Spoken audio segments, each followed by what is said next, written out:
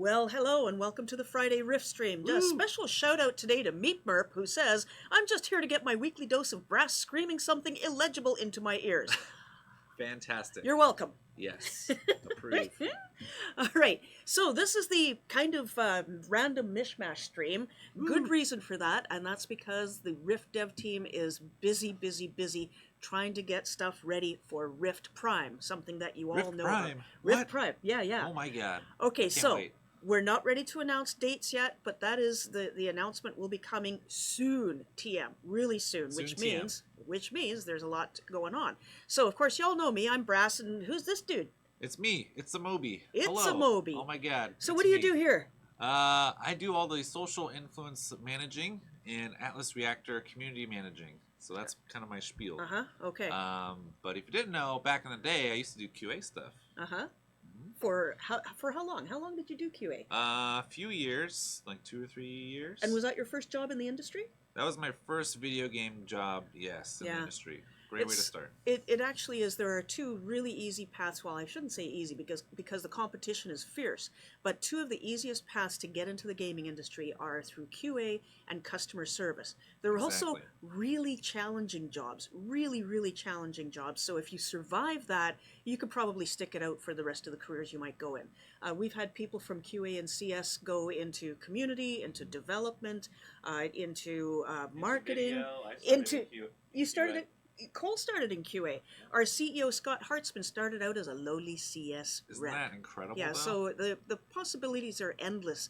And it is a good way to find out whether this industry is really for you, because it can be a little thankless. The QA and CS experience really helps you in further stuff that you do. Knowing what they have to go through and what you ask of them and stuff like that will really help you.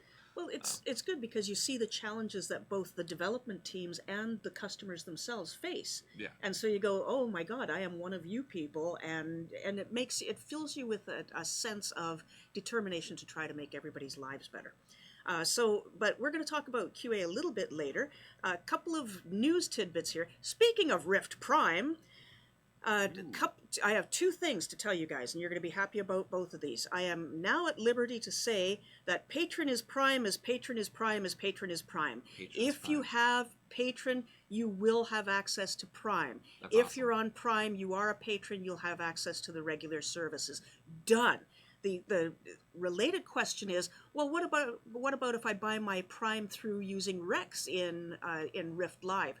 Answer is Patron is Prime as Patron is Prime. So you can still have access to the Rift Prime server. So that's all good news. We were able to work out all of the details on the technical platform and finance end to make that happen. Huzzah! We're all very happy about that. The second thing is we know that you'll be able to keep your characters at the end of a Prime server's lifetime. And that's really good news, too. We don't have the technical details on that yet. That we know it can be done. We're not quite sure what route that's going to take. But you will be able to keep those characters that you have grown on Prime. Okay, so the next thing that's coming up, name reclaim. Name reclaim. Yes, that's important. So as you all know, that as of January 31st, as long as you had logged in your characters within during the previous year, you get to keep your name. The other ones, the data list has been pulled already, so there's no sense logging in your character that you haven't logged in for 5 years now. However, the tentative date for that is still February 14th. That's right, Valentine's Day. So in the morning, early, after the patch comes back, you log in right away. You make sure that you get your name. Yeah, get the newly released names. Try to, whatever it is that you really want to try for, get that. And then, right after that, make plans for Valentine's Day to make sure that your partner in crime and spouse and significant others are all happy. Get you and your partner or your friend, get them, make sure you both claim at the same time. Oh, there you go. Get them into the game. Get them a cool name. All right, so we've had some questions about, and we've only just got this information a short while back. We had to do a lot of testing for this to make sure that we had this right. There were some questions like, how will the purge names appear on the guild rosters? Will they be there until claimed, or become blank, or other? Okay, as it works out, and they've tested each of these 3 different ways. So it should display the normal old name until the new game is selected or logged in. Okay, so there will be some discrepancy. If the people do not log in, you won't see a change.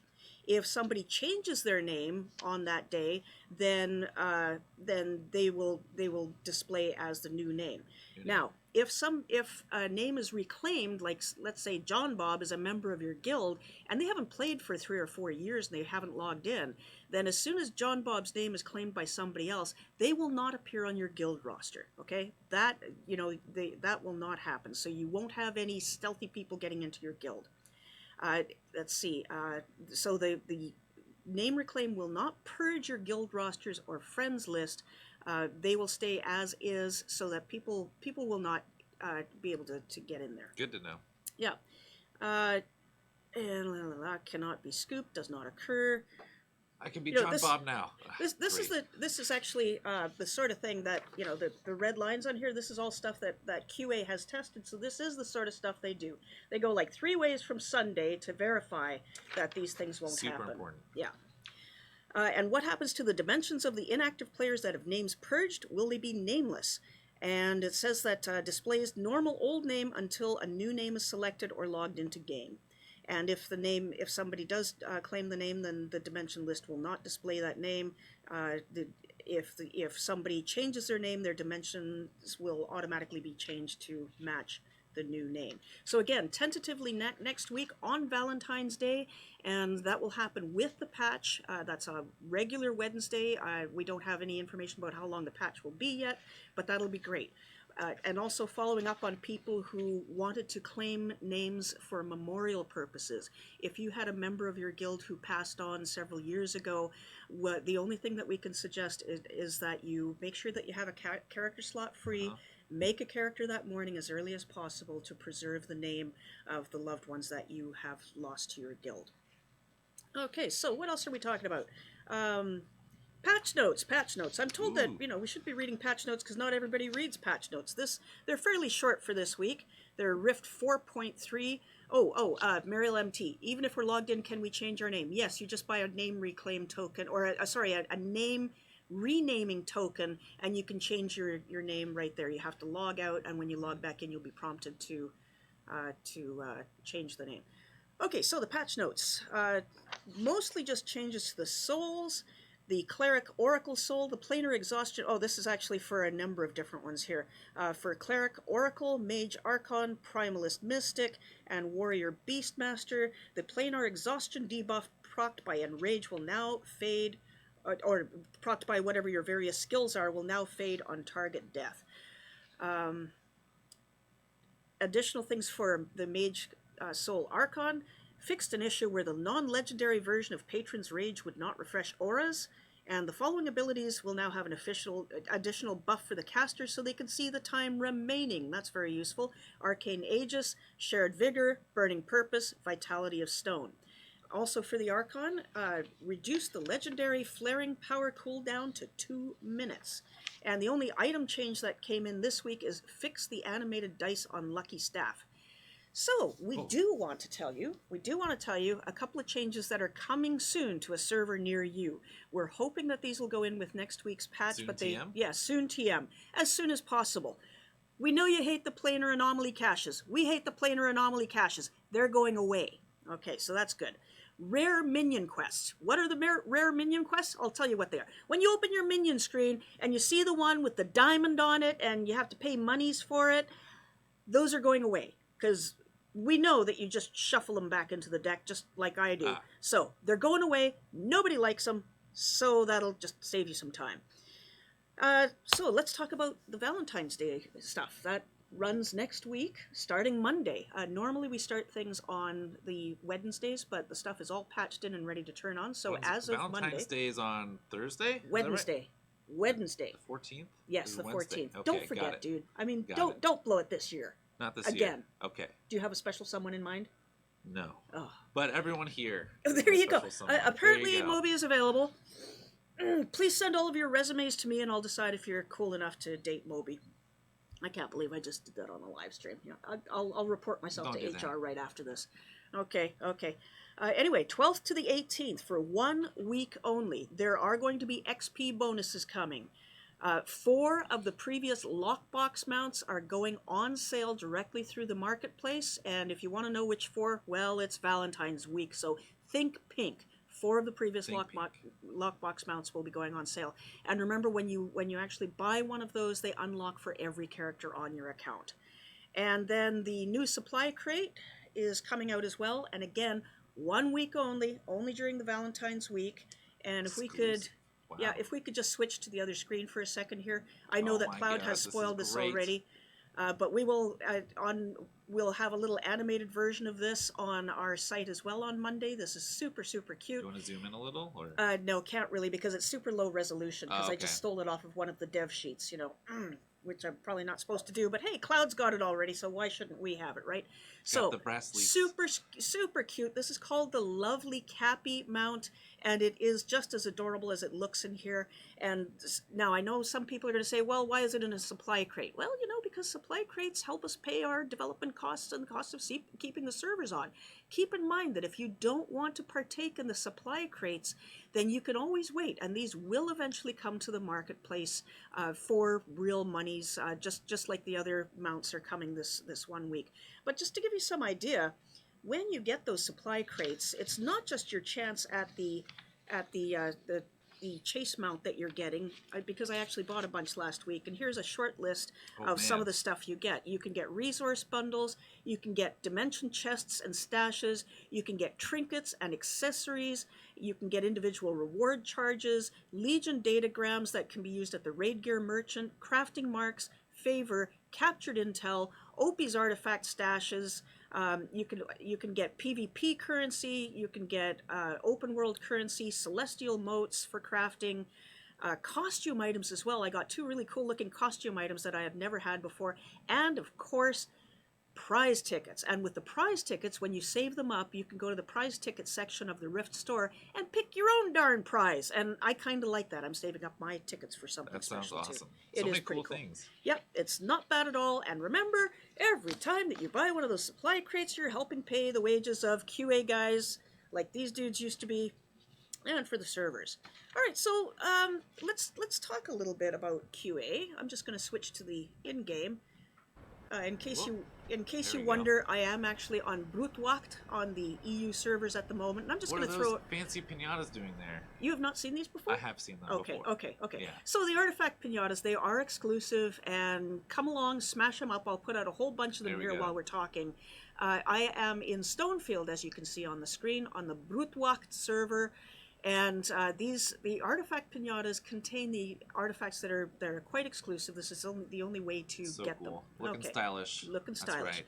So I want to talk a little bit about QA. So if you find a bug in game, not that this ever happens. Actually, it happens all the time, and I love putting in bug reports. After working in QA, like I've been cursed. Like games that I go to outside of Trion and stuff, I find random bugs and then I'll help report them anyway. Right. You know, try to help out the community. Okay, so there's a couple of different ways that you can report bugs. One is in game. The other, and I'll just briefly switch out here to the forums. Where are we? Oh, yeah. Okay, it's on the other tab here. Okay, so on the Rift forums, we do actually have an entire section devoted to bug reports. Now, whether you're reporting them here on the forums or in game, the one thing that is very, very important to note is the level of detail. All too often, because it's kind of a joke in QA, and it's how they let off steam, but sometimes they'll circulate around some of the worst bug reports they get. This quest is bleeping broken.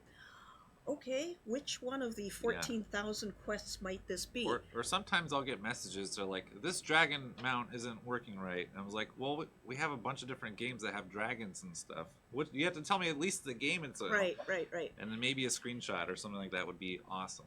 So what I've found in the past in working with QA and with customer services, because this works for your support tickets as well. If you submit a ticket to CS and you say, I lost my sword, they're not going to know what the deal is. You know where. So it's try to give the most information you can in both a QA report or a CS report, and that is who, what, why, when, where, and how. If you lost your sword, who, what character were you on? Please include the character's name, the server name, the level of the character. And in a game like Rift, believe it or not, some bugs can be traced down to exactly what spec you're playing, what souls you've got selected. Sometimes there are edge cases, and the edge cases are the hardest to test when QA is testing things out, because in Rift, for instance, there are over 4,000 soul combinations. So that's the who. Oh my gosh. What? Try to give the full name if you can. Try to look it up. Try to figure out where you got it from. Any information you can give to help people figure out. Here, I'll just set out some more of these to help people figure out exactly what item you lost, so that the QA guys in CS can go back through your logs, and that'll help you find them. Why did you lose it? Like, did it just disappear when you logged back in one day? Did you take a specific action, or did you cast a spell, or did you enter a zone?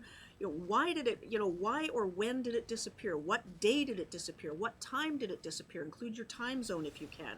And where? What zone? What area? Were you within an instance zone? Were you in an open world zone? The thing I want to emphasize here is that there is no such thing as too much information when you're tracking this sort of stuff down. When you're dropping a CS ticket in, it'll save a whole lot of back and forth if you give the CS guys so much information that they don't have to contact you and go back and forth with emails on it. So in Rift, under Help, that's where you'll find the feedback and bug reports. So you can give us your feedback. There you go. If you think something just sucks, don't just put "this zone sucks." Tell us why. Use your words. What sort of information do you want to see in here? Well, you can see the category there. That's Yes. important. Okay. And look at that. All right. You don't know what UI means. That's user interface, or kind of like the whole display, stuff like that. Visuals includes what, like particle effects or terrain or clipping, or, and then there's class and combat things, quests, audio, items, PvP. Nobody ever complains about PvP. Anyway, if you cannot figure out, if your mind just goes blank looking at this list, then you just pick other. Because the QA guys are going to sort this out. I'm on the EU server right now on Brutwacht. Mizuki Ayu says, still no raid dungeon category. I guess you would just have to go with the closest thing that you can find. Like, does it have to do with the visuals in your raid or dungeon? Or zone you're in? Or just take other. But I will take that as a note. Mizuki, you're fantastic. Good to know. Yes. Great feedback. Yep. Love it. Raid. But yeah, it helps when you are reporting stuff, at least when I was in QA. If you want to go back and reread it and kind of like think, if I didn't know anything about this game, or if step by step you can kind of see how to figure out what happened or where the problem was. Right. And that really helps at least the people that are trying to look at it kind of get an idea. One of the things that we see, if you see a bug that hasn't been fixed for a long time, it could be for one of many reasons. One is it affects so few people that it's going to be lower down on the list, as opposed to something that consistently crashes a zone. The other thing is that it might be an edge case that we can't reproduce at all. Have you run into those where you just can't make the bug occur for you? Or I've seen like bug reports and then not able to reproduce it myself. Yeah, it's happened a few times. And there's also a lot of times I'll be testing one thing and then I'll find another bug and then I have to report that bug, and I think they're related, so it's good to like kind of document or maybe put in multiple bug reports on things that you find. Okay, and then what happens after you have reported or found a bug, you've posted it on the forum, or you've submitted a bug report in game? What happens to it then? Like what are the steps that happens? From the dev side of things, or from a community side? From the QA and dev side. Because I've actually never worked in QA. I I just report lots of bugs, like lots and lots and lots of bugs. So when I report bugs, I'll usually put it in the type of priority category.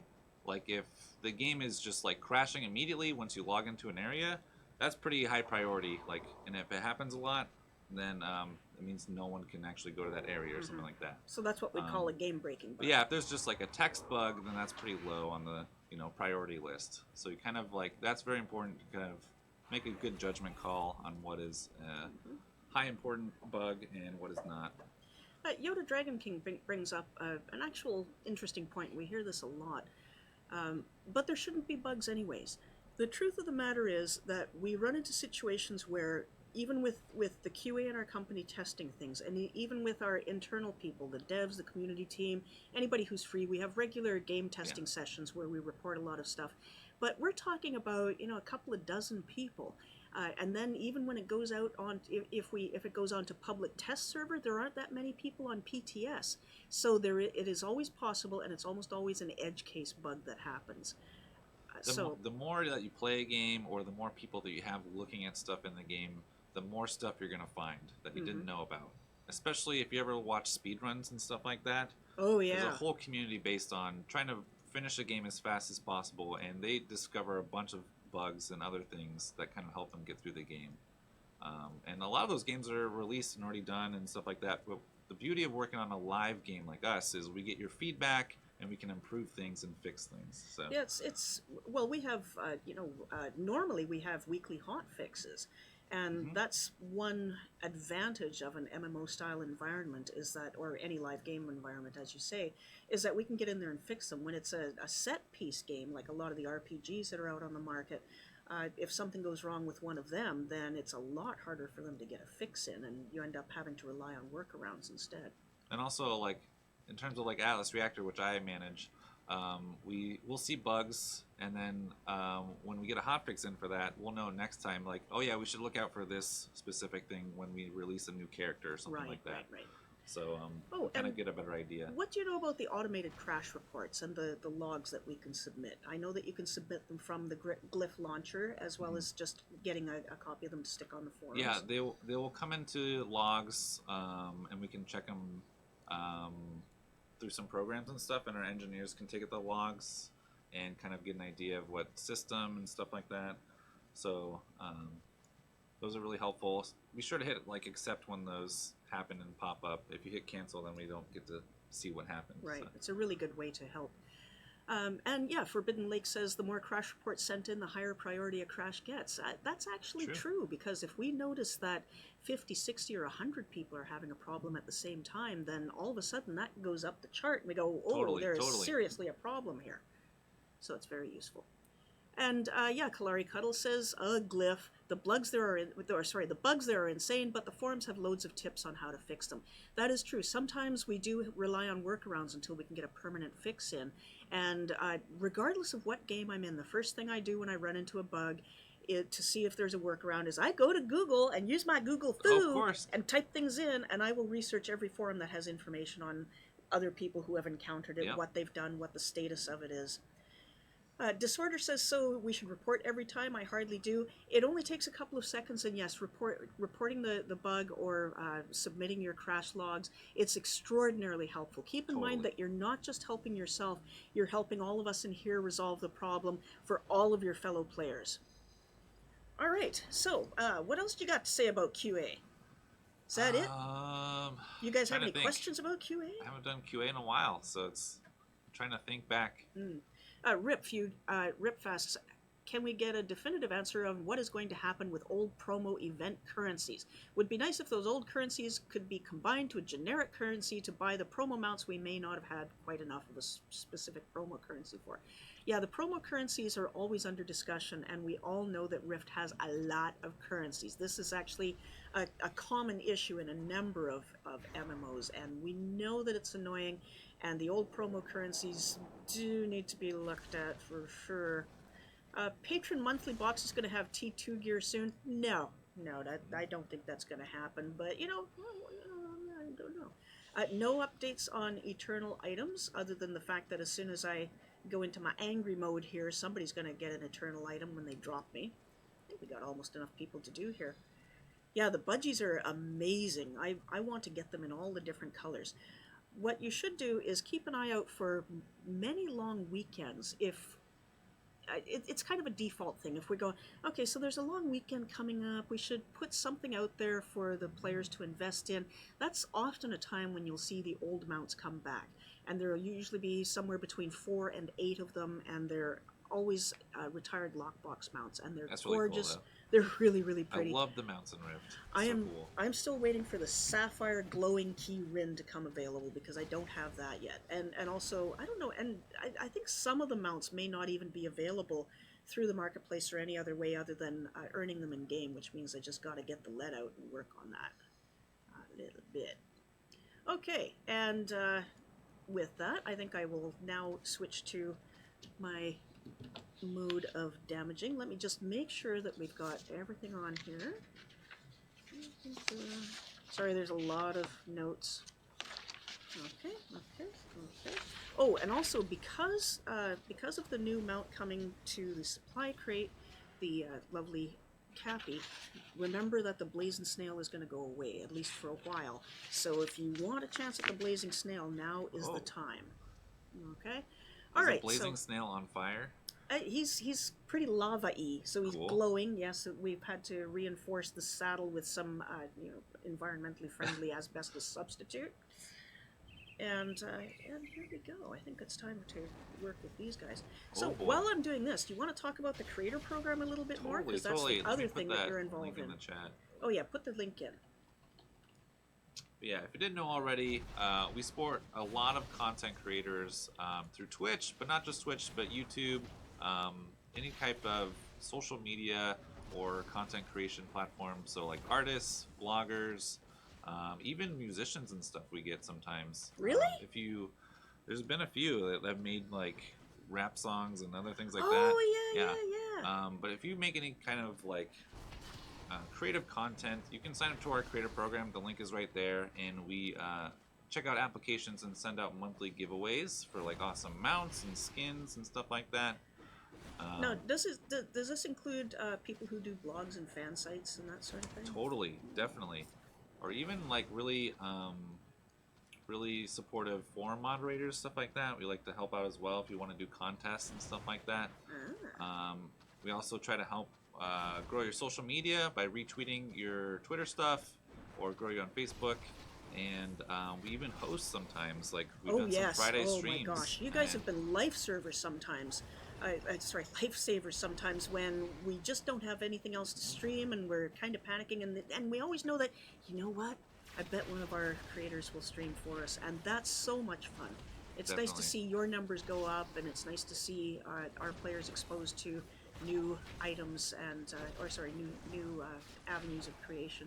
It's really fun to watch. Yeah, I see a bunch in here. Kalari Cuddles, Fama's here, and Black Getsuga, Honey Beaver. Thank you all. Oh amazing, man, we need to support. keep these notes to send on to our VP of Marketing here.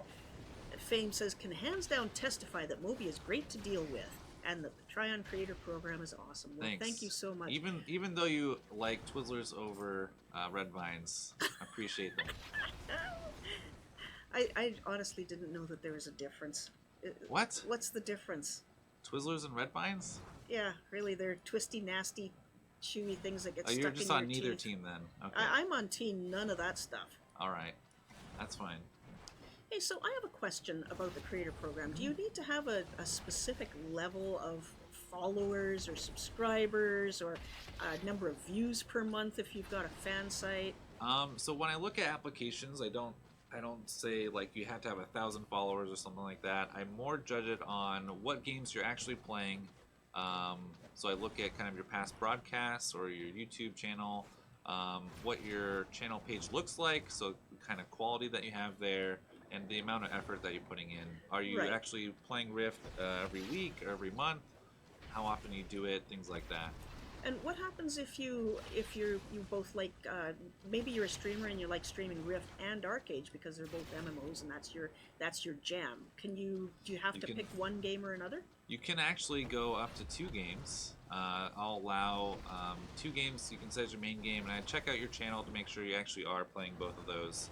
And also, if you don't happen to make it into the creator program, I do kind of give you feedback on what you can do to kind of improve your channel, and then you can always reapply by emailing us at creators@trionworlds.com.